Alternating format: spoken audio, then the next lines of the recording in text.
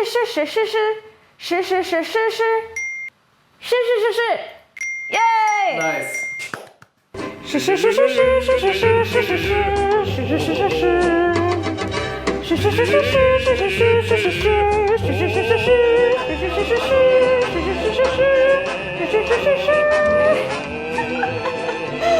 But thank you all for watching this video of me making a fool of myself. I do that fairly regularly on the internet now.